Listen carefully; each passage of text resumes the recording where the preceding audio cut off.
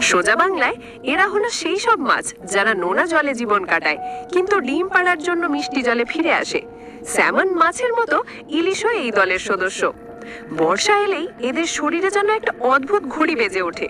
এক অদৃশ্য সংকেত তাদের বলে সময় হয়েছে, ফিরে চলো। কিন্তু কেনই ফিরে চলা? সমুদ্রের বিশালতায় কি জায়গার অভাব ছিল? উত্তরটা হলো হ্যাঁ, জায়গার অভাব না থাকলেও সঠিক পরিবেশের অভাব ছিল। আর এখানেই আমাদের তদন্তের প্রথম এবং সব থেকে গুরুত্বপূর্ণ সূত্রটি লুকিয়ে আছে। সূত্র নম্বর 1, লবণাক্ততা বা স্যালিনিটি। ইলিশের ডিম অত্যন্ত সংবেদনশীল। সমুদ্রের জলের তীব্র লবণাক্ততা এই ডিমগুলোর জন্য সাক্ষাৎ বিষ। বিজ্ঞানের ভাষায় বলতে গেলে অসমোসিস প্রক্রিয়ার কারণে ডিমের পাতলা আবরণ ফেটে যায় এবং ভেতরের ভ্রূণ নষ্ট হয়ে যায়। সহজ কথায়, ইলিশ যদি সমুদ্রে ডিম পারত তাহলে তার একটি বাচ্চাও হয়তো